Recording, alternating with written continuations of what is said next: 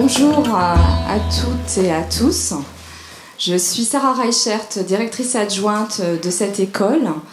Je vous prie de bien vouloir excuser l'absence d'Éric Grosse qui ne peut malheureusement pas être parmi nous pour ce séminaire. Mais je voulais vraiment vous souhaiter la bienvenue pour ces 2 jours et cet événement qui pour nous est un événement très important et fort. Et donc nous sommes très heureux de vous accueillir à Strasbourg pour ce séminaire de 2 jours. Je vous laisse le temps de vous installer. Voilà. Donc comme vous le savez, il s'agit du premier séminaire qui portera sur l'enseignement de l'histoire de l'enseignement de l'architecture au XXe siècle. Pour un programme très fourni et de qualité qui vous sera présenté par Amandine Diner. Et ce séminaire s'inscrit, comme vous le savez sans doute, dans le cadre du programme de recherche qui se déroulera jusqu'en 2021 et qui porte sur ce sujet. Je tiens à remercier très vivement le ministère de la Culture et de la Communication et son comité d'histoire d'avoir accordé la conduite de ce programme à l'école d'architecture de Strasbourg, qui en est très heureuse et très honorée. Nous remercions tout particulièrement Madame Agnès Vince, directrice chargée de l'architecture, Madame de Saint-Pulgent, présidente du comité d'histoire, pour leur confiance et pour les soutiens financiers qui nous sont désormais assurés pour toute la période du programme, donc qui va se dérouler jusqu'en 2021. Je souhaite également citer Madame Arlette Auduc, qui pilote le projet au sein du comité d'histoire et avec qui les liens sont très réguliers et très efficaces. Merci à elle. Dans la liste des remerciements, je tiens vraiment aussi à remercier Philippe Grandvoinet, chef du bureau de la recherche architecturale, urbaine et paysagère du ministère, et Madame Florence Contenay, membre du comité d'histoire, et qui nous font l'honneur de leur présence ce matin et à qui je céderai rapidement la parole. Alors, vous le savez, ce séminaire est organisé également avec l'école d'architecture de Nancy. Et nous remercions son directeur Lorenzo Diaz qui se joindra à vous un petit peu plus tard dans la journée pour sa participation à l'organisation et au financement de cet événement. Alors cet événement n'aurait pas pu avoir lieu sans l'action tous azimuts efficace et souriante d'Amandine Diner. Voilà, je vous présente pour ceux qui ne la connaissent pas. Qui est assistante de recherche au niveau de ce programme à l'ENSAS. Et elle s'est occupée de l'organisation concrète de ces 2 journées, de la publication également. Et c'est un pilier dans ce programme. Et je tiens à saluer également le service communication de l'école, qui, je crois, est parti maintenant, et le service logistique pour avoir effectivement apporté leur contribution et assuré le montage de l'exposition que vous trouverez au rez-de-chaussée dans le hall d'entrée de notre bâtiment et qui assure également l'enregistrement des interventions. Alors justement, cette exposition est une exposition qui a été tirée directement d'un ouvrage dont vous avez dû prendre connaissance d'ores et déjà, qui est un ouvrage réalisé et dirigé notamment par Anne-Marie Châtelet, qui est également parmi nous aujourd'hui et qui porte à l'ENSAS tout ce programme de recherche. Et en 2013, à l'occasion de l'inauguration de ce bâtiment, l'ouvrage a été publié sur l'histoire de l'architecture, de l'enseignement de l'architecture sur Strasbourg. Et cette exposition en est dans la continuité. Donc je vous invite vraiment à évidemment la découvrir. Et l'idée, c'est que cette exposition puisse circuler au niveau des différentes écoles qui en seraient intéressées. On pourra reprendre contact avec ceux qui effectivement manifestent un intérêt à ce niveau-là. Et puis, alors l'ouvrage, j'en parlais, vous le trouverez également à côté de l'accueil au rez-de-chaussée de ce bâtiment. Vous y apprendrez énormément de choses. Il est fait en 2 volumes. extrêmement fourni, évidemment, au niveau des recherches qui ont pu être réalisées pour le rédiger, et également en illustration magnifique. Donc je vous invite, il est en vente avec un prix particulier pour ces journées, puisqu'il est voilà, à 30 € au lieu de 49 € et en deux documents. Voilà, alors je vais arrêter là ma publicité, ce n'est pas l'objet non plus de ces journées. En tout cas, vous y apprendrez également quand même dans ce document que l'école a été fondée en 1921. Ça veut dire que nous fêterons bientôt le centenaire de la fondation de cette école. Donc je vous donne rendez-vous en 2021, qui clôturera par ailleurs ce parcours et ce programme de recherche. Et nous serons heureux de peut-être vous accueillir à nouveau. Et puis, évidemment, nous vous invitons au prochain séminaire, en tout cas je vous les annonce, qui sont programmés en juin 2017 dans les écoles de Bordeaux et de Toulouse. Voilà, et je voulais aussi vivement remercier Anne-Marie Châtelet parce que son travail est immense pour ce programme et nous lui devons beaucoup. Voilà, je vous souhaite vraiment de passer un bon séjour parmi nous.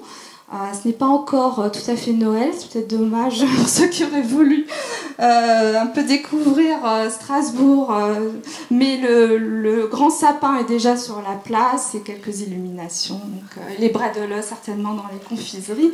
Voilà, donc écoutez, à très bientôt, une bonne journée.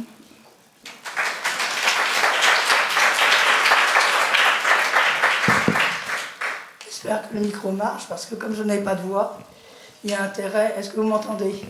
Bon, merci Madame la directrice adjointe, merci de votre accueil. Pour nous, c'est un honneur et c'est un plaisir de nous retrouver à Strasbourg, dans les locaux de cette école que je découvre, parce que je ne connaissais pas l'œuvre de Mimram en dehors des images que j'avais vues dans les revues. Merci de me donner la parole au nom du comité d'histoire du ministère de la Culture, ici à Strasbourg, où tout a commencé avec l'ouvrage magistral d'Anne-Marie Châtelet dont vous venez de nous parler. Et j'ai pu apprécier très rapidement tout à l'heure l'exposition, la petite exposition, qui donne un aperçu des travaux des élèves, dont je connais certains d'ailleurs, notamment je pense à Roland Schweitzer, qui est un de mes amis. J'ai été très sensible à ce petit clin d'œil. Je lui en parlerai. Je me permets, en introduction de mon propos, de rappeler ce qu'est le comité d'histoire du ministère de la Culture, qui n'est pas tout à fait un comité d'histoire comme les autres. Mais qu'est-ce qu'un comité d'histoire? J'emprunterai à Florence Descamps, vice-présidente de notre comité d'histoire, la définition des objectifs de ces comités. Et cette définition illustre bien leurs ambitions. Je cite, « Acclimater une démarche mémorielle et historienne au service des grandes organisations, développer des problématiques patrimoniales, aiguillonner la recherche historique, intégrer la connaissance du passé dans la compréhension du présent et dans la préparation de l'avenir. » Le premier comité d'histoire a été créé en 1972 et il a été consacré à l'histoire de l'éducation dans son ensemble, pas seulement l'enseignement supérieur, mais c'est une indication qui n'est pas indifférente. Quant au comité d'histoire du ministère de la Culture, qui a été créé en 1993, il porte la marque de son fondateur Augustin Girard, inventeur avec le service des études et des recherches, des paradigmes des politiques de la culture, qui sont ou qui étaient le développement culturel, la démocratisation des pratiques, l'action culturelle, ainsi que le souci de l'évaluation des politiques publiques et la nécessité de la prospective. Notion importée de la recherche en sciences sociales. En effet, la signature d'origine du comité d'histoire du ministère de la Culture est au croisement des politiques culturelles et des problématiques de recherche. Pas de gérance en penseur. Geneviève Gentil, qui n'a pas pu nous rejoindre aujourd'hui, actuellement conseillère de la présidente en exercice, en a d'ailleurs été la première secrétaire générale. Et vous trouverez dans votre dossier toutes les informations précises qui peuvent éclairer votre compréhension du fonctionnement de notre comité d'histoire. Mais le programme de la journée est chargé et je reviens à l'ordre du jour. Je me bornerai à rappeler en quelques mots les engagements du comité d'histoire dans ce projet de grande ampleur, dans sa durée, 5 ans, sa temporalité, un siècle d'histoire de l'enseignement d'architecture, le nombre et la diversité des parties prenantes, institutionnelles, scientifiques, culturelles, le caractère original, innovateur de la conduite sur longue période du projet. Ces caractéristiques sont exposées dans la fiche incluse dans votre dossier. Elles expliquent en partie les raisons qui ont motivé de la part du comité d'histoire la décision prise en séance plénière de soutenir le projet. En effet, le long terme, ainsi que le soulignait la présidente du comité d'histoire, Madame Marie-Vonne de Saint-Pulgent, lors de son intervention inaugurale le 19 février dernier à la Cité de l'Architecture et du Patrimoine, est un souci permanent du comité d'histoire, qui inscrit l'histoire des politiques culturelles dans la longue période à l'abri de l'événementiel et des tentatives et des tentations de ce qu'on appelle le présentisme, barbarisme.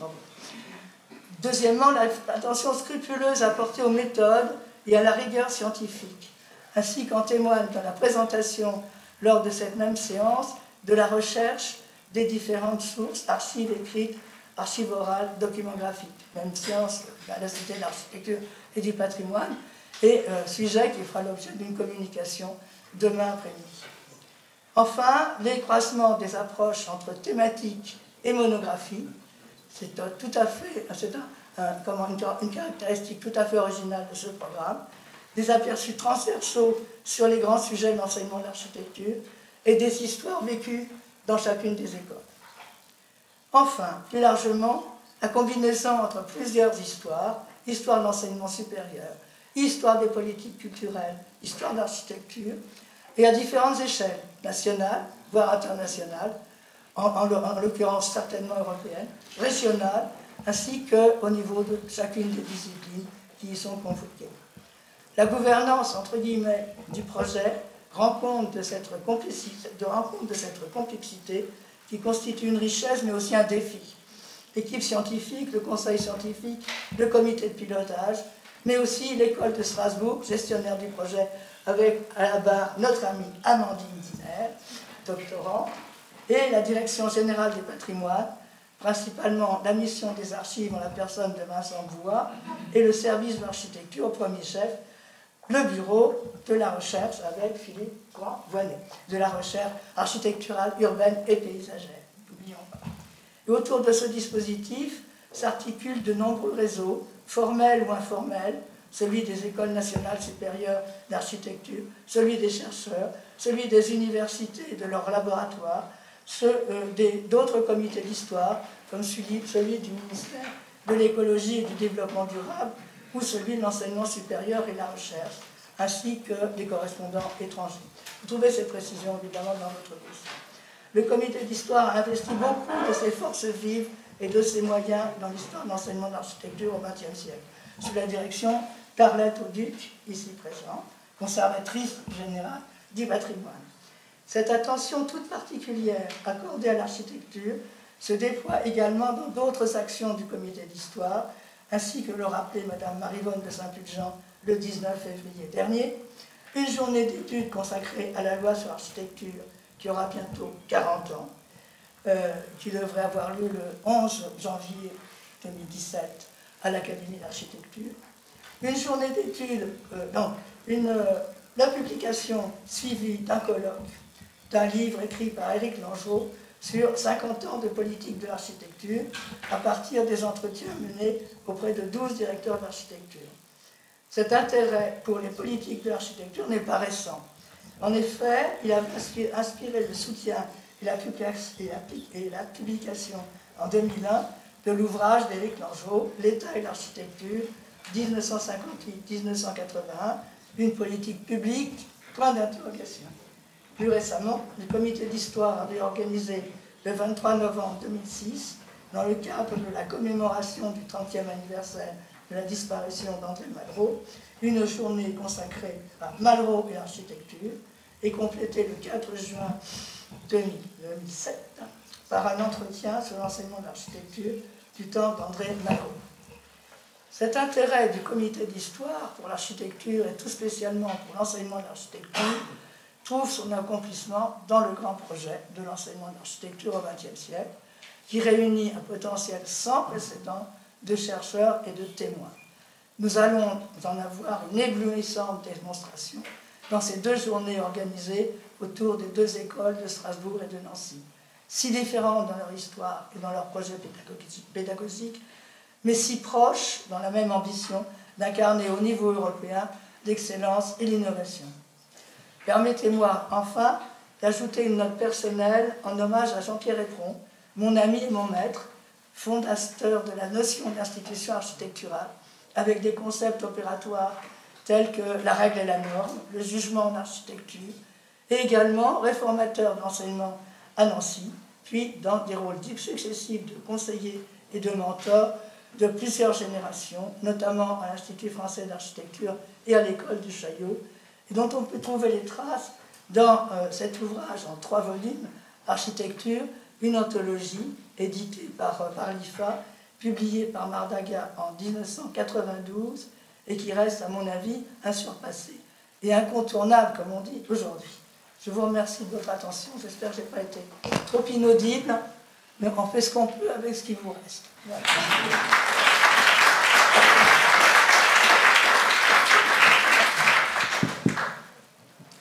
Bonjour à tous, merci Florence Contenay. Je vous remercie de votre invitation à ce premier séminaire qui voit le programme ENSA 20, puisque c'est son nom, entrer dans ce que j'aurais envie d'appeler sa vitesse de croisière. Après le colloque d'ouverture en début d'année à la Cité de l'Architecture et du Patrimoine, et avant le 2e séminaire qui aura lieu donc en juin prochain entre Bordeaux et Toulouse. Donc, comme cela a été dit, ce programme de recherche est soutenu par le comité d'histoire, la direction générale des patrimoines du ministère de la Culture et de la Communication. Il débute, c'est vrai, un moment charnière pour l'enseignement de l'architecture en France, après l'harmonisation européenne des cursus, la réforme licence, master, doctorat en 2005, la création du doctorat en architecture, après la loi Fioraso de 2013, qui donne notamment au ministère de l'Enseignement supérieur et de la Recherche la co-tutelle avec le ministère de la Culture sur les écoles nationales supérieures d'architecture et qui permet à ces établissements de renforcer leur ancrage territorial au sein des regroupements universitaires. Moment charnière aussi parce que ce programme intervient à la veille d'une réforme qui prévoit notamment la création d'un statut d'enseignant-chercheur dans les écoles d'architecture et aussi un an après le lancement par le ministère de la Culture et de la Communication de sa stratégie nationale pour l'architecture. Alors la stratégie nationale pour l'architecture place les ENSA au cœur de l'ambition nouvelle que porte le ministère de la Culture pour l'architecture.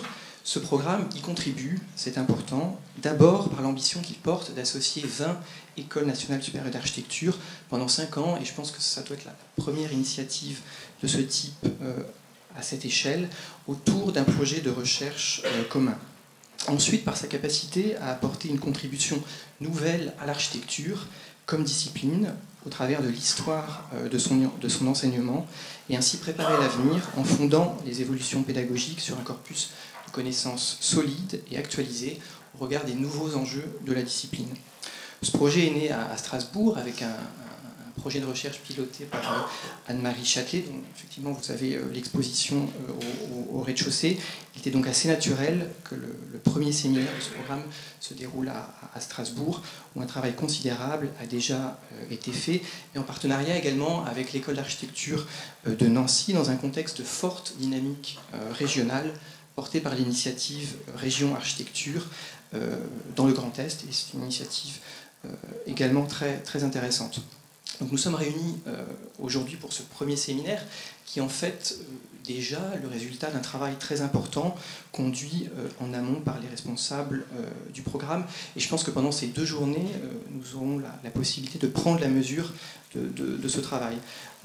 Je voulais mentionner bien sûr le guide des sources, évoqué précédemment par Florence Contenay et dont Arlette Auduc nous parlera demain. C'est à mon avis l'un des premiers résultats tangibles de ce projet, avoir mis en lumière à la fois la richesse et la fragilité des ressources documentaires qui vont constituer la base de ce travail. je voulais à cette occasion mettre l'accent sur les conditions de conservation des archives des écoles, qu'il s'agisse des archives administratives, mais également celles liées à la pédagogie et à la recherche, celles des laboratoires de recherche, celles des enseignants et des chercheurs, qui toutes ont le statut d'archives publiques. À ce propos, le service de l'architecture et la mission des archives du ministère de la Culture et de la Communication travaillent à la rédaction d'une note méthodologique qui sera diffusée aux écoles pour leur rappeler à la fois les droits et les obligations des établissements envers leurs archives, mais aussi les outils et les interlocuteurs qu'elles peuvent mobiliser pour les aider dans la collecte et dans la gestion de ces fonds d'archives. Alors ce projet, ce n'est pas seulement, il ne s'intéresse pas seulement à l'histoire de l'enseignement de l'architecture, il s'intéresse aussi aux conditions de son évolution au cours du XXe siècle et jusqu'à aujourd'hui. En donnant la possibilité aux enseignants et aux chercheurs des écoles de réfléchir collectivement, et ça c'est important aussi, à partir d'une approche historique sur les pédagogies de demain, ce projet s'inscrit pleinement dans les préconisations de la stratégie nationale de l'enseignement supérieur et de la recherche, adoptée en 2015. Cette stratégie fonde le renouvellement des enseignements sur une connaissance précise de ce qu'ils ont été dans le passé, de ce qu'ils sont aujourd'hui. Et je trouvais important que cette démarche s'inscrive aussi dans cette logique qui est commune à tous les établissements d'enseignement supérieur. Je terminerai en saluant bien sûr le travail du comité scientifique du programme et plus particulièrement de ses responsables, Anne-Marie Châtelet, Marie-Jeanne Dumont, Daniel Lequedic, bien sûr également Amandine Diner qui assure la coordination du programme. Je remercie également le comité d'histoire qui soutient depuis le début, avant même la Direction générale des patrimoines, le programme, en la personne de sa présidente, Marie-Vonne de Saint-Pulgent, mais également Arlette Auduc, Geneviève Gentil et Florence Contenay, très fortement investies dans ce projet. Donc voilà, ces 2 journées vont être à mon avis très riches d'enseignements. En tout cas, je vous remercie d'être présent et je vous souhaite de passer 2 belles journées. Merci.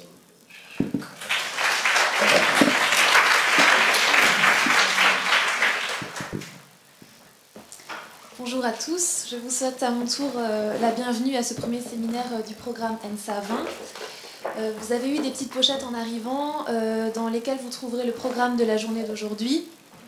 Journée qui se déroule pour ce matin sur l'histoire de l'enseignement à l'échelle locale en ce qui concerne Strasbourg, cet après-midi en ce qui concerne l'histoire de l'école de Nancy. Demain matin, nous aurons des communications qui font suite à l'appel, la communication nationale qui a été lancée, portant sur un état des recherches. Et demain après-midi, nous aurons un temps consacré à des réflexions communes que nous pouvons mener ensemble pour mener à bien ce programme. Alors plus particulièrement, durant cette première partie de la matinée, 3 communications proposent d'évoquer les spécificités d'une formation des architectes à Strasbourg et la constitution d'un milieu professionnel marqué par les événements géopolitiques que connaît l'Alsace.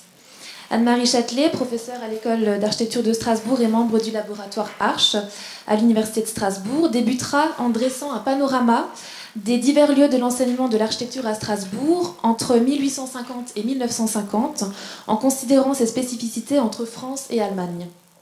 Sharam Abadi, maître assistant à l'école d'architecture de Clermont-Ferrand et membre du laboratoire GRF, évoquera particulièrement la formation et le milieu professionnel des architectes à Strasbourg durant la période de l'entre-deux-guerres. 2 écoles seront ainsi plus particulièrement abordées. La première est celle de l'école impériale technique allemande instaurée en 1874, reflet d'une politique culturelle après l'annexion de l'Alsace et la Lorraine, dont on attendait des retombées notables quant au prestige de l'Empire. Et la seconde est celle de l'école régionale d'architecture de Strasbourg, donc l'ancêtre de l'école dans laquelle nous sommes aujourd'hui, imposée par l'administration des Beaux-Arts, qui voit, avec le retour de l'Alsace à la France, l'occasion de refranciser l'Alsace en créant donc en 1921 cette école. Enfin, Hervé Doucet, maître de conférence à l'Université de Strasbourg et membre du laboratoire Arche, proposera d'évoquer le cas de la Reichsuniversität de Strasbourg entre 1941 et 1944.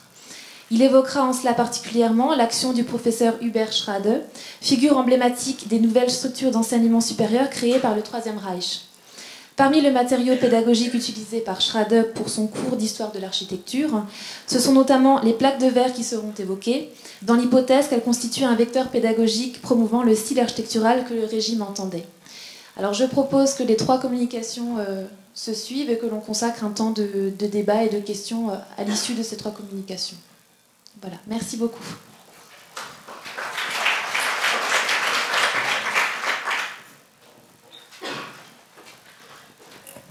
Bonjour, je souhaite la bienvenue à tout le monde et je vous remercie tous d'être dans cette salle et j'embraye directement sur ma présentation après ces présentations de l'ensemble du séminaire. Le titre de ma communication a un petit peu bougé, je l'intitule « De la région à la nation, la naissance de l'enseignement de l'architecture à Strasbourg », en essayant de vous montrer les conditions dans lesquelles cette école a pris naissance, qui explique beaucoup de ce qui sera présenté par la suite dans la matinée. En juin 1914, quelques jours avant l'assassinat de Sarajevo, Theo Berst s'élevait contre la guerre et publiait un plaidoyer en faveur de l'art. Ars plutôt que Mars. Il y imaginait, de façon prémonitoire, la création à Strasbourg d'une école supérieure pour l'architecture et ses domaines voisins. Une école qui dépasserait les frontières nationales pour réunir les meilleurs artistes des 2 pays, qui ferait voisiner Adolf von Hildebrand, dont vous voyez une statue dans l'image en haut, auquel Strasbourg devait la statue du Vater Rhein, et Auguste Rodin, dont certaines œuvres avaient été exposées à Strasbourg en 1907. Une école qui réunirait des sections d'architecture, de mobilier, de peinture, de sculpture, de céramique et autres encore. Bref, une école d'art appliqué où l'on enseignerait librement comment l'artisanat est sublimé par l'art. Précurseur pour Strasbourg, ce projet de réunion de l'enseignement de l'architecture à celui des artisanats qui lui sont liés l'était aussi pour la pédagogie, annonciateur de ce qui se fera dans les années suivantes au Bauhaus. Son auteur, Theo Berst, avait eu une formation très complète. Après avoir fréquenté le lycée protestant de Strasbourg, il avait fait une année d'apprentissage chez un charpentier. Il avait ensuite suivi les enseignements du département d'architecture de l'école technique impériale de Strasbourg durant 4 ans, ceux de décoration et d'ornementation à l'école des arts appliqués municipales durant 2 semestres. Après son service militaire, il avait poursuivi à l'école supérieure technique de Karlsruhe, 4 semestres encore. Son parcours comprenait ainsi des étapes dans chacun des établissements d'enseignement de la région qui étaient alors offerts à ceux qui se destinaient à l'architecture, 3 écoles dont les orientations étaient différentes et complémentaires. L'école des arts appliqués de Strasbourg, Kunstgewerbeschule, était de création récente et elle appartenait à un type d'école alors en vogue, fondée pour favoriser le développement des relations entre art et industrie, dont Gottfried Semper et Henri Kohl avaient déploré le manque à l'occasion de l'exposition universelle de Londres en 1851. Depuis, il s'en était répandu dans toute l'Europe, à Vienne, à Berlin, à Budapest et, plus proche de Strasbourg, à Munich, à Stuttgart et à Karlsruhe. C'est d'ailleurs de Munich que fut appelé celui qui prit les rênes de l'école strasbourgeoise, le peintre Anton Seda. Il accorda une place centrale aux ateliers au nombre de 4, céramique, orfèvrerie, ferronnerie et ébénisterie. Il incita les élèves à trouver leur inspiration dans l'étude de la nature, œuvrant en faveur du développement d'un art nouveau. En 1900, il fonda la revue dont vous voyez la couverture, Das Kunstgewerbe in Elsass-Lothringen, les arts appliqués en Alsace-Lorraine, dans laquelle il publia régulièrement un aperçu de la production des élèves. L'enseignement eut lieu les premiers temps dans les locaux de l'ancienne école de dessin, qui avait été créée en 1803 à Strasbourg, dans un édifice spécifiquement construit à son intention par l'architecte de la ville, Johann Karl Ott, secondé par Eduard Röderer. Elle eut les honneurs du Handbuch der Architektur, l'incontournable manuel du milieu professionnel germanophone. Elle affichait en façade son orientation artistique par de grands panneaux de céramique réalisés sur des cartons de cédère par un élève de l'école, Léon Elschinger. L'école technique impériale de Strasbourg était aussi de création récente. Elle reflétait l'importance que l'Empire allemand accordait à la formation professionnelle. Elle avait été fondée pour former des ouvriers spécialisés dans l'aménagement du territoire et cette ambition fut étendue par la suite à des professionnels du bâtiment. Le premier germe fut une Winterschule ouverte. Elle avait été donc, je reviens à la Kaiserliche Technische Schule, l'école technique impériale de Strasbourg, donc, qui avait été fondée pour former des ouvriers spécialisés dans l'aménagement du territoire, une ambition qui fut étendue par la suite à des professionnels du bâtiment. Le premier germe donc fut une Winterschule, ouverte, une Winterschule, c'est-à-dire une école qui ne fonctionnait qu'en hiver quand les travaux n'étaient pas possibles. Elle avait été ouverte 3 ans seulement après le rattachement de l'Alsace-Lorraine à l'Empire. 20 ans plus tard, l'école changea de nom et de statut. Elle devient une école impériale technique et comprenait plusieurs sections. Celle des métiers du bâtiment, Baugewerkschule, accueillait la grande majorité des élèves de l'école. Les premières années, les cours étaient aussi dispensés dans l'école de dessin. À l'automne 1893, l'établissement emménagea dans ce bâtiment que vous voyez, nouvellement aussi construit par Ott, qui signait la reconnaissance de l'importance et de l'essor de cette école. Des travaux d'un ancien élève de l'école, Édouard Rompel, donnent une idée de la nature des exercices qui étaient demandés. Rompel commença probablement ses études en 1907, tout en travaillant parallèlement dans un cabinet d'architectes, et il en sortit à 21 ans, brevet en poche. Le portefeuille de ses dessins recèle de nombreux détails techniques précis qui confrontent la bonne et la mauvaise solution. On y trouve aussi l'esquisse d'une flèche sur plan octogonal, un unique dessin que je ne vous montrerai pas, un peu maladroit sur un chapiteau, des dessins d'ameublement et d'objets, et plusieurs petits projets d'édifices ordinaires, des logements ouvriers, de petits immeubles, une villa, une école de village, ce que le programme pédagogique désignait par des bâtiments simples destinés à l'habitation ou à un usage professionnel. Sur certains d'entre eux, vous remarquerez l'influence de Darmstadt, où se construisait alors la Mathildenhöhe, et dans l'ensemble, celle de l'architecture qui se développait dans l'Empire allemand. À ces traces s'ajoutent celles qui nous sont restées d'un des professeurs de cette école, Karl Staatsmann, qui y enseignait le relevé.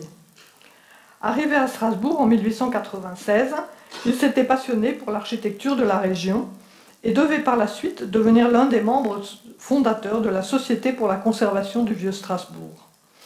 Il faisait travailler ses élèves sur des exemples de la Renaissance allemande, souvent choisis parmi les maisons de Strasbourg, développant chez eux une sensibilité qu'on retrouve dans les pages d'un carnet de croquis de Rompel que vous voyez.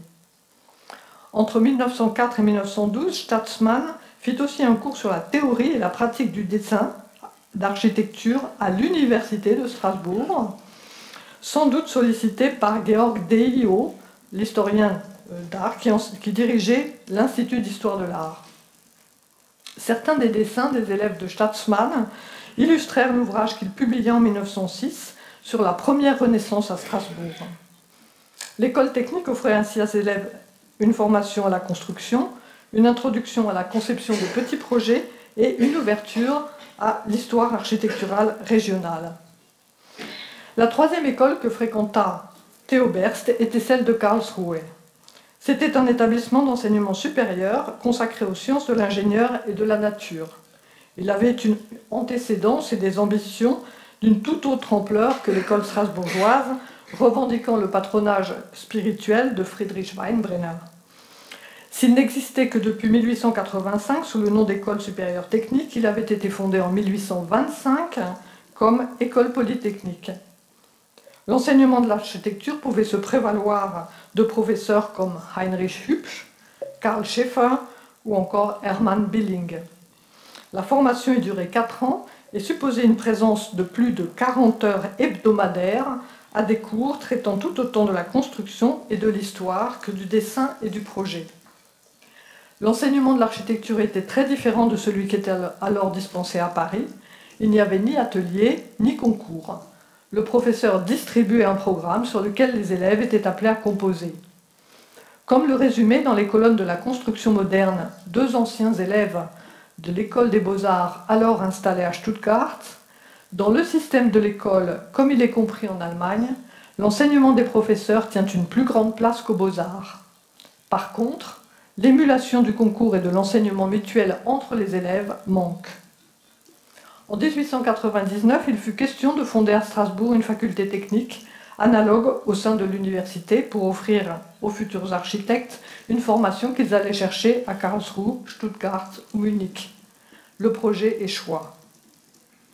Fort de son parcours dans ces 3 établissements, Théobert s'imaginait que l'idéal aurait été d'en réunir les meilleurs aspects au sein d'une seule institution.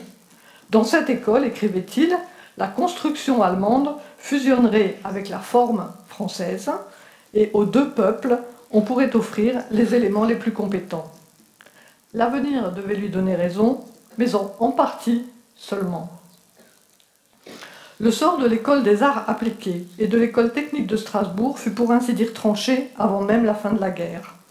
Dès le mois de juin 1915, la conférence d'Alsace-Lorraine, constituée pour examiner les questions que soulèverait un éventuel rattachement de la région à la France, avait préconisé leur maintien.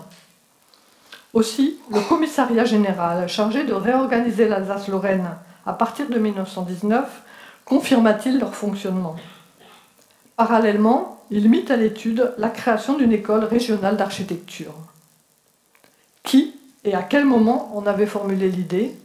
Cela reste encore peu clair. Sans doute, l'absence d'une école d'architecture dans l'Est de la France, à la suite du refus qu'avait opposé Nancy en 1905, a-t-il joué en ce sens? Mais plus qu'une réponse à un manque, cette création était une démonstration du pouvoir de la France au lendemain d'une guerre qu'elle avait gagnée.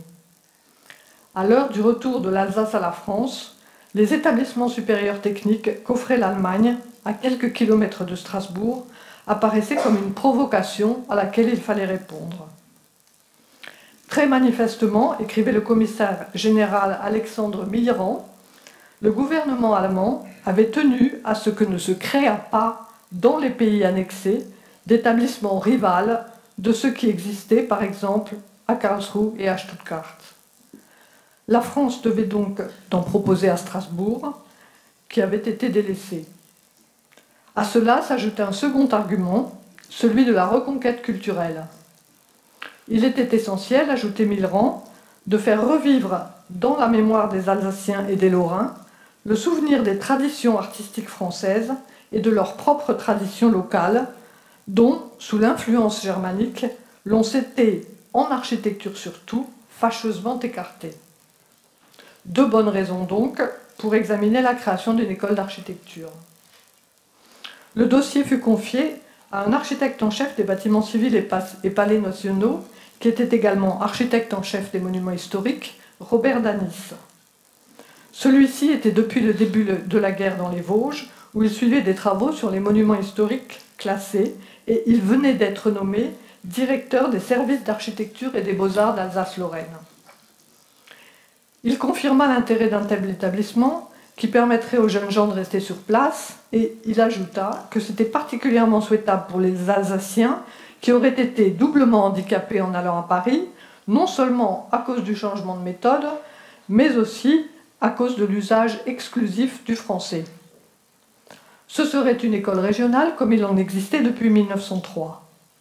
Les choses allèrent vite, elle fut créée le 27 août 1921 et Danis en fut nommé directeur le 17 novembre suivant.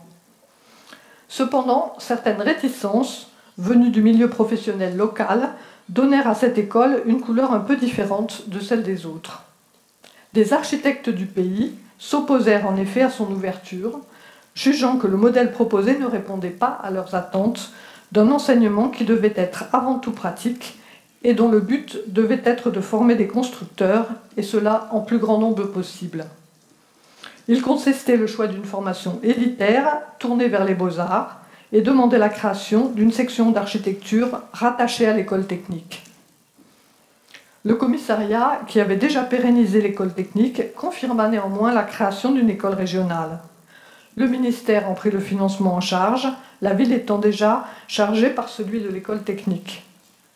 Exceptionnellement, et contrairement aux écoles régionales déjà établies à Lille, Lyon, Marseille, Rennes et Rouen, celle de Strasbourg fonctionna donc uniquement aux frais de l'État. Un souci d'économie traversa néanmoins sa création, comme d'ailleurs celle des autres écoles régionales. Danis rechercha des locaux disponibles qu'il trouva dans le bâtiment le plus monumental construit dans l'extension planifiée en 1880, l'ancien palais impérial.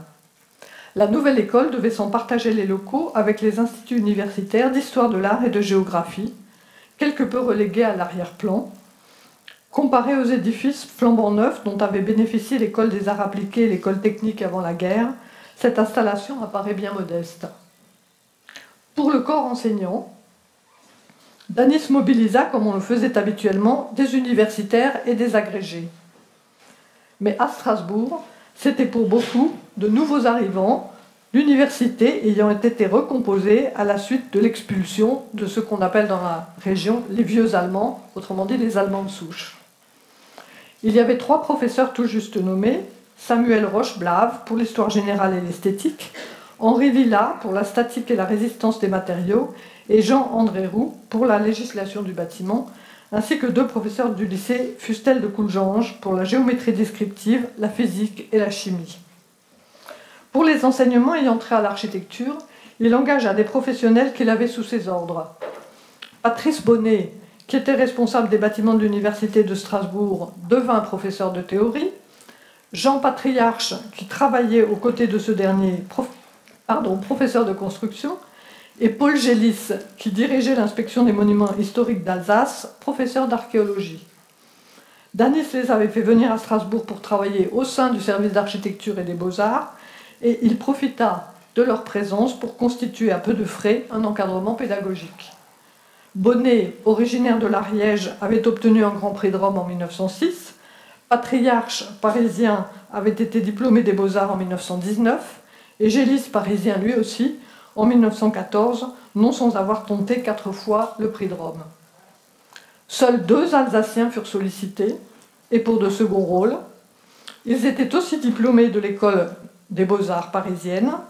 Le Strasbourgeois Gustave Kraft fut chargé du dessin et du modelage, et le Mulhousien Albert Doll de la perspective. L'école fut inaugurée en grande pompe le 26 mai 1922. L'événement fut accompagné d'une exposition au Palais du Rhin, dans laquelle Danis présenta un panel de plus de 500 œuvres de ce qu'il appelait l'école française du XVIIe siècle à nos jours. Les objectifs furent clairement formulés par Louis Hautecoeur qui préfaça le catalogue. Cette exposition, écrit-il, n'aura pas été inutile si elle rappelle aux architectes qu'ils ne sont pas simplement des maçons ou des hommes d'affaires, mais aussi des artistes, si elle évoque devant les visiteurs cette vieille tradition qui depuis 12 siècles s'était affirmée en des formes diverses, mais qui toujours sur notre sol est demeurée vivante. Face à un enseignement technique installé par l'Allemagne, la France a porté un souffle artistique et une richesse architecturale ignorée et présente sur le sol même de l'Alsace. Paul Léon, directeur des Beaux-Arts, qui était venu l'inaugurer, était animé de sentiments plus mesurés et bienveillants. S'il réaffirma que la nouvelle école avait pour comité de patronage des artistes majeurs de l'architecture classique française, il présenta Strasbourg comme riche d'une double tradition. Sorte de champ clos, écrivait-il, où s'affrontent 2 villes, à la fois proches et lointaines, juxtaposées et opposées, 2 méthodes, 2 systèmes, 2 modes de pensée et d'expression, empruntés aux traditions des vieilles écoles d'art françaises et aux modernes ateliers des écoles techniques allemandes. Ainsi, peu de temps après le rattachement de l'Alsace-Lorraine à la France, Strasbourg a été doté d'un établissement supérieur d'enseignement de l'architecture, réunissant des professionnels tout juste arrivés en Alsace pour y introduire la culture française. Un établissement entièrement financé aux frais de l'État, un établissement national. Il portait néanmoins le nom d'école régionale, et ne put devenir supérieur, un qualificatif demeurait la prérogative de l'école parisienne. Les élèves n'avaient plus besoin de franchir le Rhin, mais les sujets de leur projet étaient rédigés par le professeur de théorie qui, de Paris, gouvernait l'ensemble du pays, et leurs dessins étaient jugés qu'émalaqués. C'est donc vers la capitale que devaient désormais se tourner leurs regards et tendre leurs efforts s'ils voulaient tenter le prix de Rome. C'était là le prix à payer pour que l'enseignement de l'architecture à Strasbourg rejoigne la nation. Somme toute, si, comme l'écrivait Théo Berst, Mars est le dieu national et Ars, la déesse cosmopolite, la partie avait sans doute été gagnée par Mars.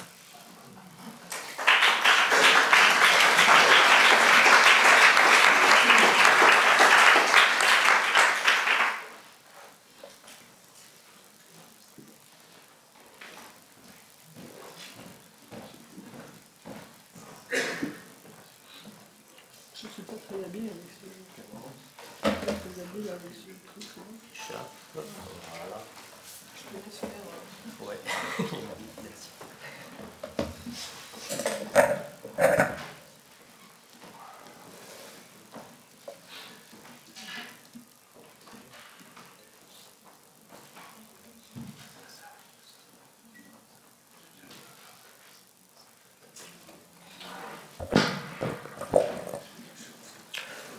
Bonjour ou rebonjour tout le monde. Je remercie d'abord Anne-Marie pour cette présentation qui donne une première image des lieux de formation des architectes à Strasbourg. Pour ma part, je vais évoquer un petit peu les retombées de cette spécificité strasbourgeoise sur le milieu professionnel et donc faire un parallèle entre les différents lieux de formation des architectes et leur milieu professionnel. Donc, après une petite introduction sur le contexte et les sources de la recherche, j'évoquerai donc en trois parties cette question-là. D'abord, l'étendue du milieu professionnel des architectes à Strasbourg, depuis l'annexion de l'Alsace à l'Empire allemand. Ensuite, la formation des architectes strasbourgeoises, et enfin je terminerai par quelques exemples des réalisations des architectes formés dans chacune des écoles strasbourgeoises. Et donc je terminerai par une petite synthèse de l'ensemble. Alors, je vais commencer par faire donc la publicité d'un programme de recherche qu'on a mené sous la direction d'Anne-Marie Châtelet de 2013 à 2016, donc qui vient d'être fini en fait.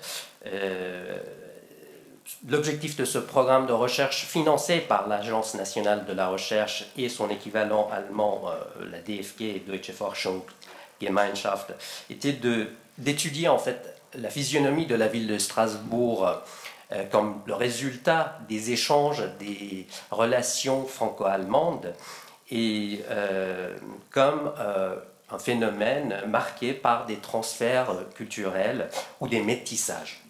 Donc ce programme comprenait trois axes, des types d'édifices, des fragments urbains et finalement un troisième axe sur les acteurs, sur les médiateurs entre les deux cultures, les architectes notamment, les entrepreneurs. Donc c'est en me basant sur les recherches dans cet axe-là, qui ont donné d'ailleurs naissance à une base de données qu'on a baptisée MetaBio, que j'ai préparé cette communication.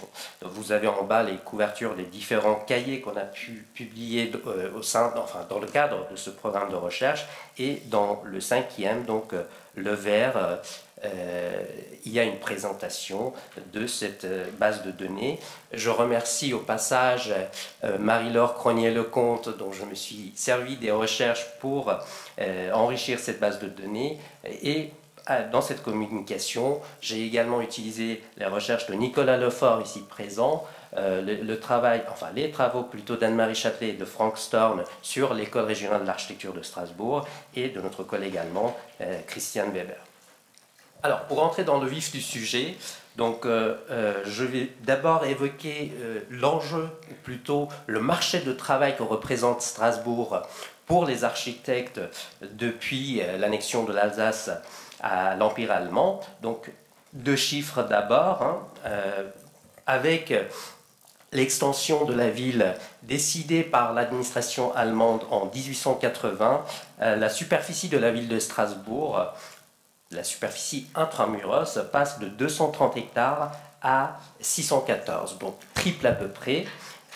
En même temps, la population de la ville de Strasbourg passe de 68 000 à peu près à 110 000 de 1871 à 1931. Donc, durant une cinquantaine d'années, un demi-siècle, la ville connaît un développement urbain spectaculaire. Donc, vous avez à gauche la carte de la ville de Strasbourg en 1894, avec l'ancienne ville en gris et l'extension allemande décidée en 1880 en jaune. Donc, on voit l'étendue de la ville à la fin du 19e siècle. Ensuite, en 1912, à peu près une vingtaine d'années, on constate sur la carte du milieu l'urbanisation de la nouvelle ville allemande, mais également surtout du faubourg sud de Strasbourg, qu'on appelle Neudorf. Et puis, au début des années 1930, encore une fois, l'urbanisation des faubourgs. Tout ça pour vous dire que Strasbourg constitue pendant ces 50 ans ou 60 années une sorte d'Eldorado pour les professionnels d'architecture qui peuvent trouver beaucoup de projets dans cette région. Alors, cela se traduit évidemment par une explosion, en quelque sorte, de nombre des professionnels d'architecture à Strasbourg. Vous avez ici la courbe bleue qui représente le nombre des architectes recensés par les annuaires d'adresse dans la ville de Strasbourg. En violet, la courbe des entrepreneurs, du nombre des entrepreneurs. Ce que je voudrais souligner sur ce graphique, c'est d'abord que l'augmentation du nombre des architectes à Strasbourg commence avant l'annexion, en fait, vers la fin des années 1860, mais s'accélère après l'annexion de l'Alsace, donc suite à un phénomène d'immigration de professionnels allemands vers cette région. Deuxième élément dans cette période qui mérite attention, c'est cette baisse du nombre des architectes au début des années 1880, qui correspond en fait à un premier pas vers la protection du titre d'architecte. En fait, à partir de cette date, ce sont les services d'architecture de la ville qui sont chargés d'établir la liste des architectes et des entrepreneurs à être publiés dans les annuaires d'adresse. Donc, on constate d'abord une baisse, mais à partir du milieu des années 1880, la hausse du nombre des architectes dans la ville reprend, donc d'une manière presque continue pendant toute la période 1884 à 1914. Évidemment, avec la guerre, nous avons une chute abrupte du nombre des architectes à Strasbourg suite au départ et même parfois à la mort des architectes sur le champ de bataille. Je pense notamment à Edward Schimpf, l'architecte strasbourgeois. Et enfin, on arrive à la troisième période, celle qui nous intéresse en particulier, donc la période de l'entre-deux-guerres. Bien que tout de suite après la fin de la guerre, le nombre des architectes soit à peu près équivalent de celui d'avant la guerre, nous constatons une baisse au début des années 20, qui correspond en fait à l'épuration, en quelque sorte, qui s'explique plutôt par l'épuration de la population alsacienne et l'expulsion de nombreux architectes d'origine allemande. Pour vous montrer un petit peu l'ampleur de ce phénomène, je vais évoquer 2 cas particuliers, mais avant, pour vous donner un chiffre, une trentaine d'architectes d'origine allemande vont être expulsés entre 1919 et 1922, parmi lesquels on compte 2 architectes très renommés de l'époque, Fritz Böblow, l'architecte de la ville, l'architecte en chef de la ville, qui est auteur de nombreux bâtiments remarquables à Strasbourg, les bains municipaux dont vous avez une façade en bas du diapo, mais également Johann Knaut, un architecte qui est en fait responsable de l'opération du sauvetage de la flèche de la cathédrale de Strasbourg qui menaçait écroulement suite à un affaissement des fondations. Mais malgré leur service, ces 2 architectes vont être expulsés avec une trentaine d'autres de leurs confrères en raison de leurs origines allemandes. Oui, donc après cette baisse causée du nombre des architectes à Strasbourg, causée par ces expulsions, la courbe reprend son ascendant jusqu'au milieu des années 30. Là encore, on a le phénomène des effets de la crise économique qui va causer encore une baisse des nombres des architectes. Alors, pour entrer un petit peu dans le détail, donc nous avons comparé l'état du corps professionnel des architectes à Strasbourg avant et après la première guerre. Donc en 1914, nous avons 162 architectes recensés par les annuaires dans la ville de Strasbourg, une majorité d'Alsaciens. Donc pour vous donner le chiffre exact, c'est donc 72 Alsaciens sur 136 dont on connaît les origines, parmi ces 162. Il y a encore une part importante d'architectes d'origine allemande, ou allemand de souche, si vous voulez. Donc, une part importante d'architectes suisses. Et vous constaterez qu'il n'y a aucun architecte d'origine française ou de nationalité française à cette époque. Alors, en 1925, il y a bien sûr le départ ou l'expulsion des Allemands, et donc leur place est regagnée par les Alsaciens. Ce que vous constatez sur le graphique à droite, c'est qu'en fait, les Français de l'intérieur, comme on aime appeler ici en Alsace, sont assez peu nombreux finalement. Ils n'ont pas repris la place des Allemands. Et les Suisses restent toujours une minorité importante parmi les architectes actifs à Strasbourg. En matière de formation, donc, en 1914, nous avons plus d'un tiers des architectes recensés à Strasbourg qui ont fait leurs études dans la Kaiserliche Technische Schule de Strasbourg, l'école impériale technique qui a été donc très bien présentée par Anne-Marie tout à l'heure.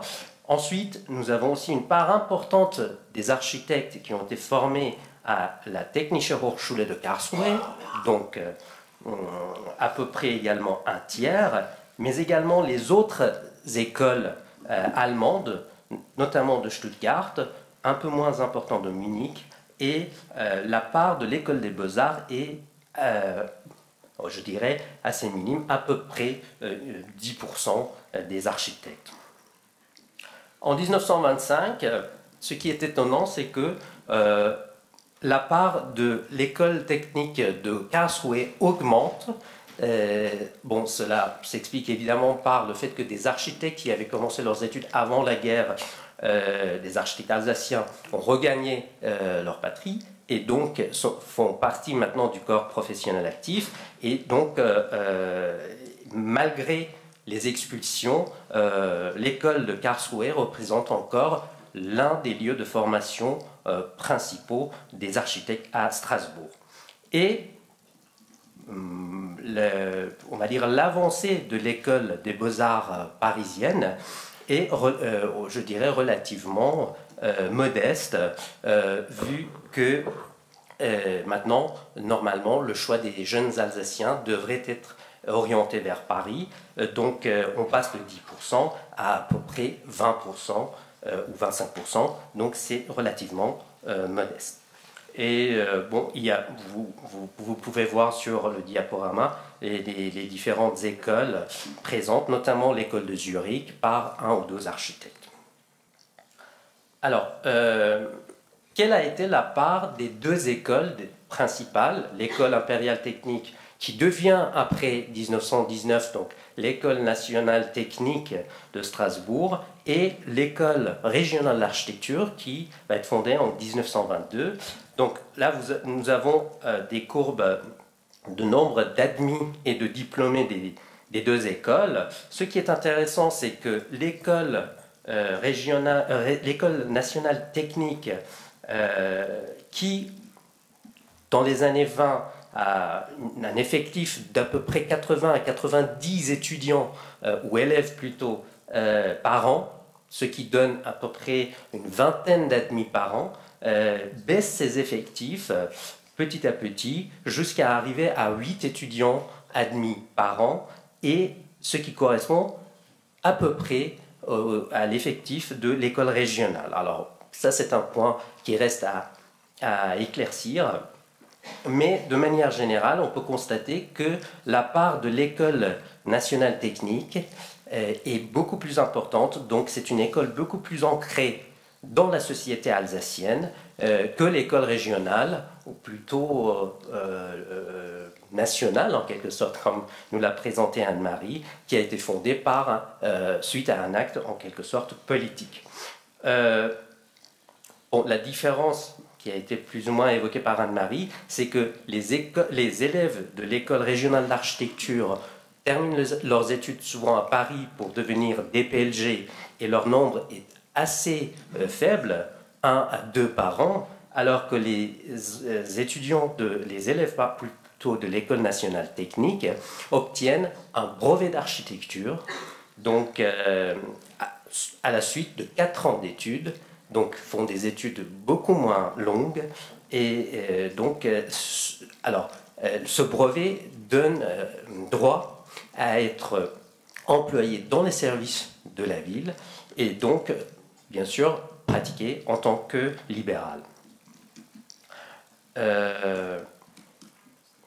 Pour vous évoquer l'état du corps professionnel au milieu des années 30, donc après l'effet de la formation, de l'activité de ces 2 écoles en matière de formation des architectes, nous constatons qu'en 1935, finalement, on a regagné le niveau d'avant la guerre. On arrive à 169 architectes recensés à Strasbourg. Et là encore, on peut constater que les Alsaciens font la majorité absolue de ces architectes. On compte toujours quelques Allemands, les Suisses toujours sont présents, et le nombre des Français de l'intérieur n'a pas tellement augmenté. Alors, évidemment, il y a la question de la barrière de la langue, mais voilà, on constate que ce flux de migration qu'il y a eu en 1877 des villes allemandes vers l'Alsace ne se reproduit pas dans le sens inverse depuis les villes françaises vers Strasbourg. Et en matière de formation, encore une fois, la part importante, considérable des écoles allemandes, en particulier l'école de Karlsruhe, dont les diplômés constituent à peu près un tiers des architectes actifs à Strasbourg. En revanche, l'école des Beaux-Arts gagne de plus en plus de terrain, et donc à peu près un tiers des architectes de Strasbourg ont maintenant fait des études à l'école des Beaux-Arts. Et l'école régionale, bon, elle n'a pas été plébiscitée, comme vous le constatez. Elle représente 3 ou 4 architectes dans le corps professionnel. Alors, comment peut-on expliquer cet insuccès ou ce succès mitigé de l'école régionale d'architecture à Strasbourg?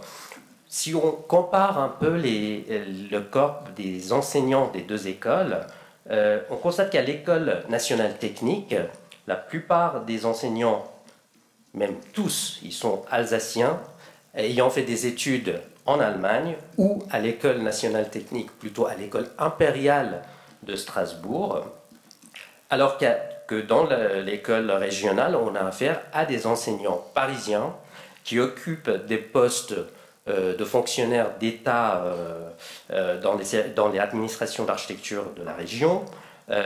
Anne-Marie a déjà présenté Robert Danis. Bon, vous avez d'autres noms ici, Jean Patriarche, Paul Gélis et Gaspard Koenig, qui est le seul Alsacien en fait, mais qui avait fait des études à Paris avant même la Première Guerre. Et du côté de l'École nationale technique, vous constatez qu'il y a une grande part qui ont été formés à l'école de Karlsruhe. Ah oui, donc il va falloir que j'accélère. Donc je vous ai mentionné ici les différents fonctionnaires des services d'architecture de la ville pour vous montrer que si on distingue 4 catégories, les techniciens, les conducteurs de travaux, les architectes contractuels et les architectes titulaires, seuls parmi les architectes titulaires, on retrouve des architectes formés aux Beaux-Arts. Donc la ville de Strasbourg recrute plutôt parmi les diplômés, les brevetés plutôt de l'École nationale technique. Bon, pour terminer quand même par quelques images d'architecture, je vais vous présenter 3 anciens élèves, 2 de l'école régionale, 1 de l'école nationale technique. Timothée Elmlinger ou Elmlinger, qui fait partie des architectes les plus prolifiques de Strasbourg à cette époque, qui, donc diplômé en 1928 de l'école régionale et puis de l'école supérieure nationale des beaux-arts, donc réalise de nombreux bâtiments à Strasbourg et qui passe d'une architecture, on dirait, classicisant à une sorte de modernité qui rappelle les travaux de Rouge-Spitz ou des immeubles parisiens dénotés d'un certain modernisme. Un ancien élève de l'École nationale technique, Adolf Schulle, qui donc a été breveté à peu près à la même date que Elmlinger en 1927, dont les réalisations représentent plutôt des bâtiments ordinaires, comme on connaît beaucoup à Strasbourg, hein, donc dénotés d'un certain régionalisme. Et puis, un troisième, Pierre-Jules Haas, qui a fait 2 ou 3 années d'études à l'école régionale d'architecture. Et pour vous montrer l'étendue de ses réalisations, j'ai mis 2 villas, un clairement régionaliste, une plutôt clairement régionaliste et l'autre une villa qu'on appelle plutôt villa paquebot, et donc ancrée dans le mouvement moderne de ces années-là. Alors pour terminer, et excusez-moi d'avoir été trop long, donc pour faire une synthèse en fait, ce qui paraît intéressant et important, c'est d'abord l'absence d'équivalent de ce flux des architectes allemands vers Strasbourg après la Première Guerre mondiale dans le sens inverse. Ça veut dire que finalement le milieu professionnel va devenir beaucoup plus local et les architectes seront pour une grande majorité des Alsaciens. Et deuxième élément intéressant, la part de des écoles techniques allemandes et notamment de l'école de Karlsruhe dans la formation des architectes. Et pour faire une petite comparaison rapide entre l'influence des 2 écoles, voilà, je reprends un petit peu les éléments qui ont été déjà évoqués. Au niveau des enseignants à l'école technique, plutôt des Alsaciens formés en Allemagne, et côté école régionale, des anciens élèves de l'école des beaux-arts qui occupent des postes de fonctionnaires d'État. L'école technique a un effectif beaucoup plus important, mais forme des architectes ou plutôt des techniciens et des entrepreneurs, hein, donc en raison des spécificités de sa pédagogie, alors que l'école régionale est beaucoup plus élitiste, forme beaucoup moins d'architectes, mais en même temps, ce qui est intéressant, c'est que les architectes brevetés à l'école nationale technique s'inscrivent dans une mouvance régionaliste en quelque sorte, et pas forcément moderniste comme on s'attendait à voir, ayant été formés à l'école allemande, alors que du côté des diplômés de l'école régionale, on peut constater une certaine tendance vers la modernité architecturale. Bon, je vous remercie de votre attention et désolé d'avoir été plus long que prévu.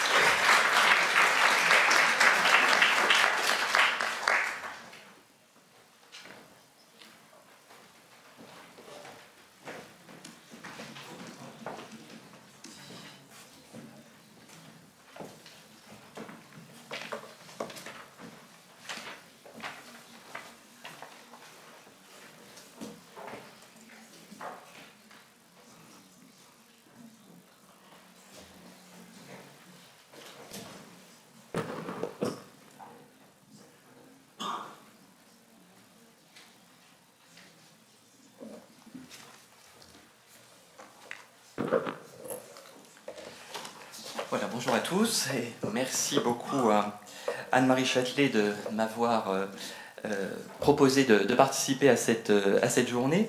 Je vais vous proposer aujourd'hui une communication donc, qui est dans le prolongement chronologique des deux précédentes, puisque je vais donc vous évoquer l'enseignement de l'histoire de l'architecture à la Reichs-Universität de Strasbourg entre 1941 et 1944. La communication que je vous présente aujourd'hui est l'un des fruits d'une recherche engagée en 2011 avec ma collègue Denise Borlé, qui est maître de conférence en histoire de l'art médiéval à l'Université de Strasbourg. Cette recherche porte sur la très riche collection pédagogique de plaques de projection. Qu'est-ce que sont que les plaques de projection? Ce sont des plaques de verre qui sont les ancêtres des diapositives. Très riche collection que possède l'Institut d'histoire de l'art de l'Université de Strasbourg. L'objectif de la recherche que nous avons entreprise est à la fois d'inventorier, d'étudier et de valoriser cette collection qui est riche de près de 25 000 plaques. Donc vous le voyez, c'est un vaste travail qui nous attend. Et je le souligne parce que c'est l'une des plus riches collections universitaires avec celle de la Sorbonne à Paris. Cette collection est aujourd'hui stockée dans des conditions sur lesquelles je ne vais pas m'étendre. Et c'est une collection qui, et vous le voyez, qui est, vous l'imaginez, très utile pour l'enseignement de l'histoire de l'art. Elle a été constituée au tournant des 19e et 20e siècles, alors que Strasbourg était une ville allemande. Cette collection a été enrichie de manière continue jusqu'à ce que les diapositives remplacent complètement les plaques de projection, chose qui sera faite véritablement dans le courant des années 1960 uniquement. On a donc continué d'utiliser ces plaques très, très longtemps. Leur utilisation, l'utilisation de ces plaques, est avérée à l'Institut d'histoire de l'art de Strasbourg en 1902. À cette date, en effet, le programme des cours mentionne que le professeur Georg Deyo, dont on a déjà entendu parler tout à l'heure, donne un cours le mercredi soir, cours qui est intitulé Die Deutschen Baudenkmäler des Mittelalters, c'est-à-dire les monuments allemands du Moyen-Âge. Et le livret guide pédagogique, le programme des cours qui est publié alors, précise de manière tout à fait claire que ce cours sera donné à l'aide de Lichtbildprojektion, c'est-à-dire de projection d'images lumineuses, une mention donc qui souligne la modernité de ce nouveau procédé pédagogique. C'est effectivement un argument publicitaire. Alors, deux tiroirs contenant 185 plaques de projection ont plus particulièrement attiré mon attention, et ce pour plusieurs raisons. Ces tiroirs, d'abord, sur lesquels ne figurait aucun titre permettant de connaître leur contenu, étaient posés à même le sol, alors que les autres, vous le voyez, bénéficiaient quand même d'un emplacement sur des étagères. L'ultime trait distinctif de ces deux tiroirs, contenant les 185 plaques, était qu'il rassemblait des œuvres d'architecture des années 1920 et 1930, architecture toute élevée en Allemagne, et dont je vous donne ici l'inventaire à grands traits. L'architecture officielle, c'est l'architecture la plus présente dans cette partie de la collection. Ça correspond à 77 plaques. 25 plaques concernaient les monuments aux morts, 12 plaques des ouvrages d'art, 11 plaques des bâtiments industriels, et 60 plaques concernent d'autres bâtiments. Je dois dire que je ne les ai pas encore toutes véritablement identifiées. Une trentaine restent à identifier, tout simplement parce qu'il n'y a pas forcément de légende sur ces plaques. Donc c'est un travail qui est encore en cours. Alors, ces plaques doivent avoir été réunies par Hubert Schrade. Hubert Schrade a été formé sous la direction de Karl Neumann à l'université de Heidelberg. Il a soutenu son habilitation, Hubert Schrade, en 1926 sur un sculpteur de la fin du XVe siècle et du début du XVIe, Tilman Riemenschneider. C'est donc un historien d'art qui travaille sur la sculpture avant tout. En 1941, Hubert Schrade est nommé ordinarius, c'est-à-dire effectivement professeur de plein titre en histoire de l'art à la Reichsuniversität de Strasbourg, alors que la ville était à nouveau annexée à l'Allemagne, cette fois-ci par le Troisième Reich. Schrade doit sans doute sa nomination au fait qu'il est membre, depuis 1937, du NSDAP. Il occupe au sein de la Reichsuniversität des fonctions tout à fait officielles. Dès sa nomination, il siège au Sénat de l'université, une instance prestigieuse qui est destinée à surveiller la pédagogie. C'est un élément important, j'y reviendrai tout à l'heure. Par ailleurs, il dirige le conseil consultatif pour les questions artistiques. Cette fonction au sein de l'université montre qu'à côté de son activité d'enseignement, Schrade a son mot à dire sur la production artistique contemporaine locale. Et à l'automne 1942, preuve sans aucun doute qu'il donne toute satisfaction, il est nommé doyen de l'une des 4 facultés qui forment alors l'université de Strasbourg. Il est nommé donc doyen de la faculté de philosophie. Alors il faut dire un mot des Reichsuniversitäten, qui sont donc ces nouvelles structures d'enseignement supérieur créées par le Troisième Reich, et qui avaient pour fonction d'être des bastions de la germanité, des citadelles, des forteresses de l'esprit allemand. Et c'est la raison pour laquelle elles veillaient à l'orientation idéologique de la science et favorisaient le développement de recherches régionales sur le passé allemand. Elles devaient servir également de point d'appui à l'expansion allemande vers l'Est ou en direction de l'Ouest, ainsi qu'à la germanisation des nouveaux territoires incorporés dans le Grand Reich. La Reichsuniversität de Strasbourg, vous vous en rendez bien compte, était donc un outil de propagande au service du régime nazi dans l'Alsace occupée pour la seconde fois. Pour bien comprendre également le contexte dans lequel cette collection a été rassemblée, il faut également rappeler que l'histoire, domaine de spécialité donc de Hubert Schrade, était un domaine scientifique très important pour la propagande nazie. En 1938, par exemple, le directeur de l'enseignement supérieur allemand encourage les enseignants à abandonner l'ancienne division en temps primitif, Moyen-Âge et temps moderne, pour adopter un nouveau plan consistant à exposer l'histoire continue du sang allemand. On privilégie donc une histoire diachronique. Certaines publications de Schrade, comme Baum und Wald in Bildern deutscher Maler, Arbres et forêts dans la peinture des maîtres allemands, publié en 1937, ou alors Das deutsche Gesicht in Bildern aus 8 Jahrhunderten deutscher Kunst, le visage allemand dans la production picturale de 8 siècles d'art allemand, également publié en 1937, montre que Schrade adoptait effectivement une démarche diachronique et donc il adhérait à cette instrumentalisation de l'histoire officiellement encouragée par le régime. Alors j'en viens à la collection à proprement parler. Une première série de plaques, la plus nombreuse, je vous l'ai dit, 77, se détachent. Elles illustrent les principales constructions officielles du Troisième Reich, et tentent donc à promouvoir l'action du régime hitlérien en matière de politique architecturale. Pour Munich, je vais vous en montrer quelques exemples, hein, je vais faire une sélection. Il s'agit notamment de la maison de l'art allemand de Paul Ludwig Troost, de l'aménagement également de la Königlichen Platz et des bâtiments qui l'entourent, comme le siège du NSDAP, que l'on voit ici. Pour Nuremberg, il s'agit des constructions conçues pour les rassemblements de masse du parti autour du Zeppelinfeld d'Albert Speer.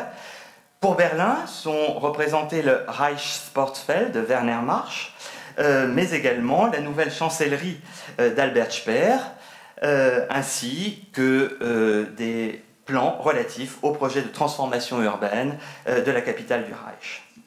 Par ailleurs, on note également quelques architectures éphémères, comme celle élevée devant l'Altes Museum de Berlin pour une cérémonie officielle. Vous le voyez, il s'agit d'une cérémonie, de la cérémonie de mai, où la sévérité de l'architecture officielle nazie s'inscrit symboliquement dans la continuité de la monumentalité de celle de Schinkel. Cette dernière image évoque les rassemblements très scénographiés qui jouaient donc un rôle essentiel dans la propagande nazie. Les nazis avaient besoin d'espaces sacrés, de points de ralliement et de cadres théâtraux dans lesquels les spectateurs étaient également acteurs de la mise en scène politique. Pour la plupart de ceux qui y participaient, ces rites signifiaient devenir enfin un membre de la communauté. C'est en ces termes qu'Hitler lui-même expliquait la force d'attraction de ce qu'il appelait la liturgie politique. C'est également une autre manière d'évoquer la Gesamtkunstwerk, l'œuvre d'art totale, qui se fait jour dans ces manifestations populaires, où la foule rassemblée n'assiste pas à la cérémonie, mais y participe complètement. C'est également dans ce même sens qu'il faut comprendre le deuxième groupe le plus important numériquement de plaques de projection, 25 au total, qui reproduisent des monuments aux morts, les monuments aux morts évoquant la Première Guerre mondiale, dont témoigne ici le Marine Ehrenmal de Labo, sont totalement intégrés à l'identité culturelle du national-socialisme. Je m'appuie ici sur l'article publié par Georges Moss en 1994 et qui était justement intitulé « Souvenir de la guerre et place du monumentalisme dans l'identité culturelle du national-socialisme ». Les nazis utilisent le souvenir de la Première Guerre mondiale pour faire vibrer les masses. Les souvenirs de la guerre frappent les imaginations et modèlent l'individu en faisant de lui l'élément d'une totalité.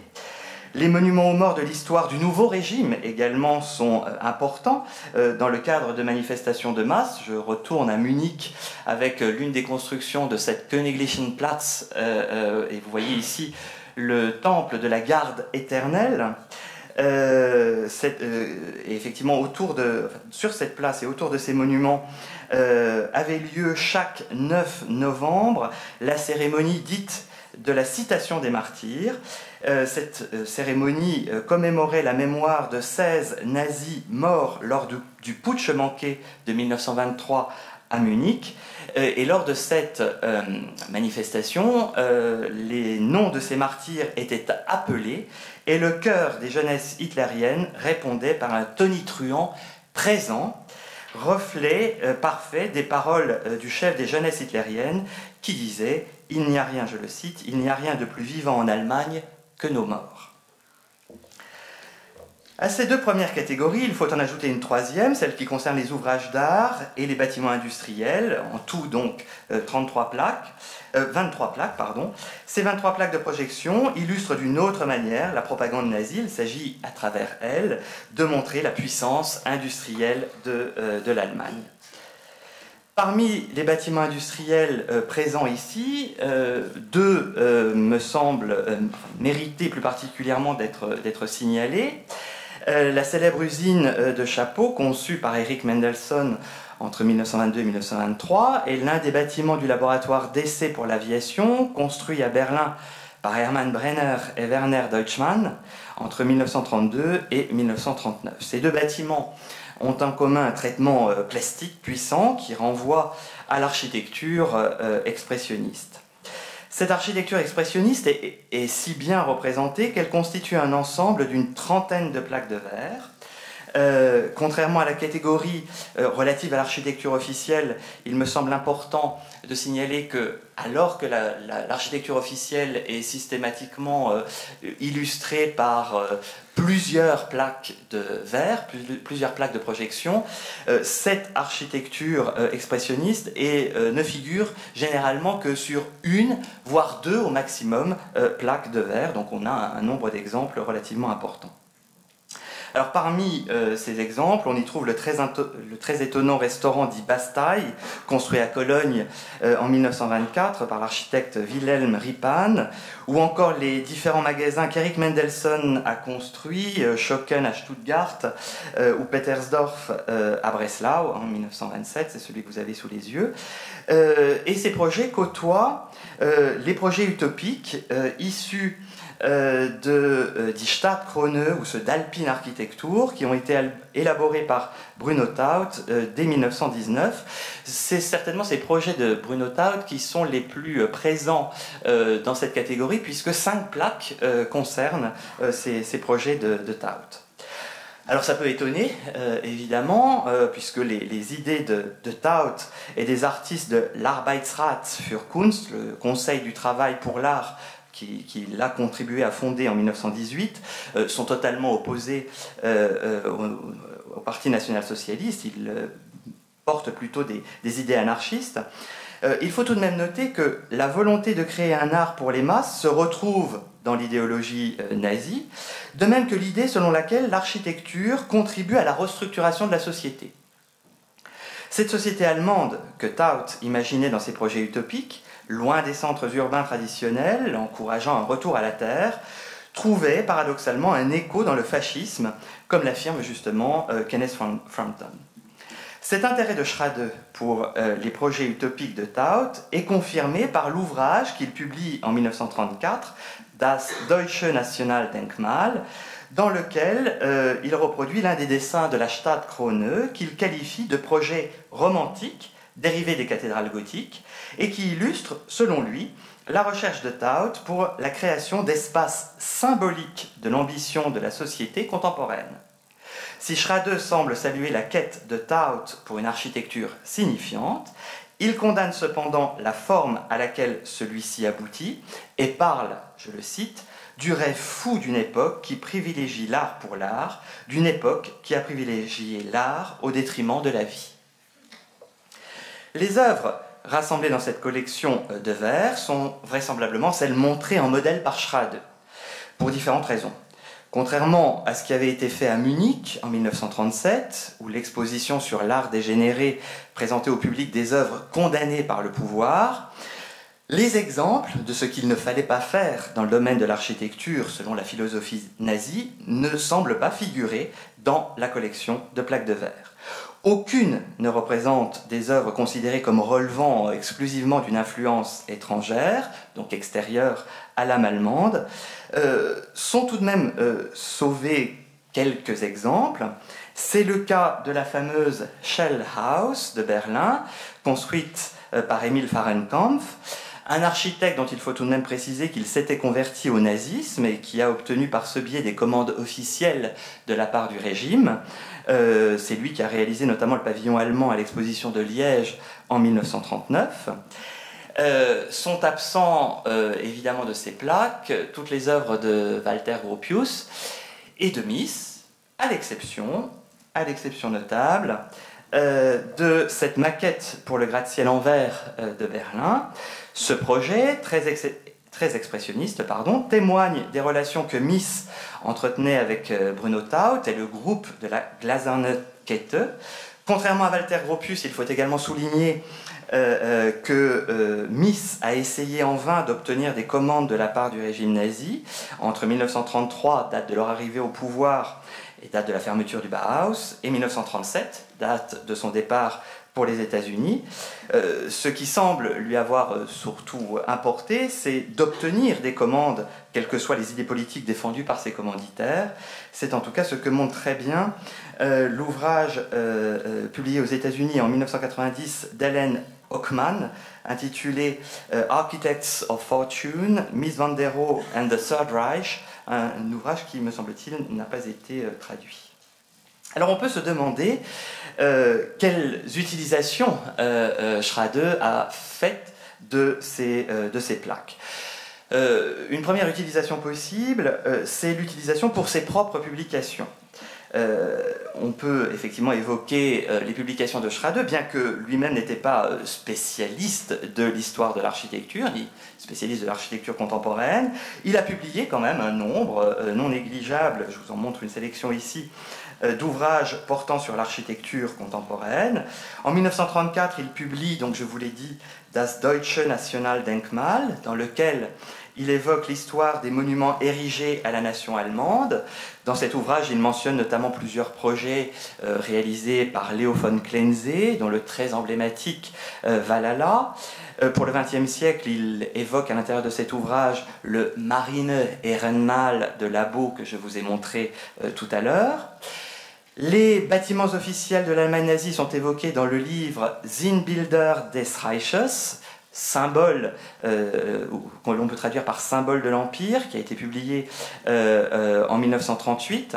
L'ouvrage, c'est peut-être intéressant de le souligner, est illustré d'un grand nombre d'œuvres relatives non seulement au Premier Reich allemand, le Saint-Empire romain germanique, au Deuxième Reich, celui qui nous a occupé tout à l'heure, et également au Troisième Reich. Et du Troisième Reich, l'ouvrage est illustré par le stade du Zeppelinfeld, notamment, et une figure d'un aigle en ronde bosse qui tient dans ses serres une croix gammée.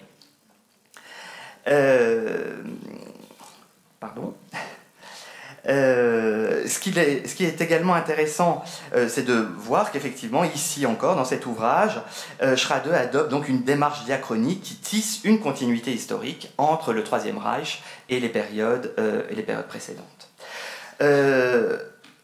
Il se fait le zélateur en 1939 de l'architecture officielle en publiant Bauten des Dritten Reiches, c'est-à-dire effectivement construction du Troisième Reich, et Schrade y apparaît particulièrement sensible à ces architectures hors d'échelle faites pour les foules, et il a particulièrement bien senti leur rôle dans la propagande nazie.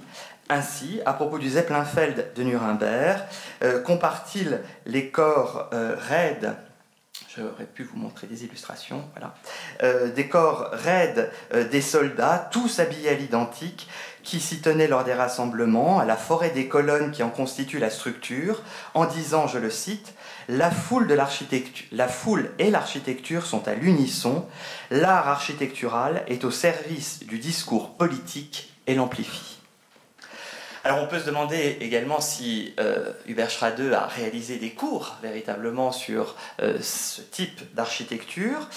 Alors, à côté des cours sur la peinture romantique allemande et le cycle consacré à l'image de l'homme dans l'art occidental du Moyen-Âge au XVIIe siècle, il semble effectivement qu'il devait consacrer un cours à l'architecture contemporaine.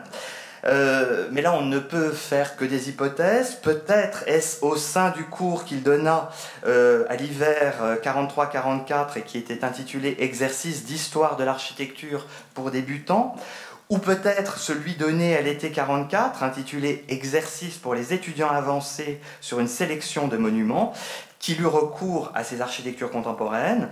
Mais effectivement, faute de documentation écrite et de titres de cours faisant explicitement référence à l'architecture contemporaine, nous sommes contraints de n'émettre ici que des hypothèses sur l'utilisation de ces plaques dans le sein des cours d'histoire de l'art de Schrade. Une troisième utilisation me semble pouvoir être envisagée.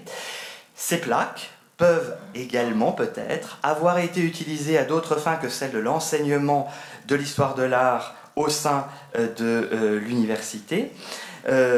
Rappelons à ce titre que Schrade dirige le conseil consultatif pour les questions artistiques, alors certes au sein de l'université, mais on sent donc que par ce rôle, il a une fonction, un intérêt pour la production artistique contemporaine. Et dans cette optique, on peut donc envisager que cette collection de plaques de projection ait été utilisée pour justifier peut-être les importants projets architecturaux et urbains qui furent élaborés pour Strasbourg au lendemain de la nouvelle annexion, puisqu'en effet, un grand projet très emblématique pour la politique d'intégration de l'Alsace au Reich a été élaboré par Hitler. Hitler a esquissé lui-même le schéma d'un grand plan d'extension qui a servi de base à un concours lancé le 1er janvier 1941. Concours donc pour l'extension urbaine de Strasbourg, dont la surveillance a été confiée à Albert Speer. Je vous montre, pour terminer, 2 exemples de projets qui ont été proposés lors de ce concours. Ici, donc, Hans Mörle qui propose un plan pour la reconfiguration de Strasbourg, et puis du même auteur, un concours pour un projet pour la construction du nouvel opéra. Et donc, on peut tout à fait envisager que Schrade ait donné des conférences publiques destiné à vanter la politique architecturale du Reich auprès des populations alsaciennes plus larges. Ces conférences auraient donc eu un rôle tout à fait pratique et éminemment politique. Mais là encore, faute de documents, faute d'archives écrites qui compléteraient ces plaques de verre, nous en sommes réduits à émettre simplement des hypothèses. Quoi qu'il arrive, et par la nature des édifices qui sont présents sur ces plaques, force est de constater que ces plaques sont des témoins éloquents de l'histoire de l'Université de Strasbourg et des outils vraisemblablement polyvalents, privilégiés dans cette propagande nazie. Je vous remercie.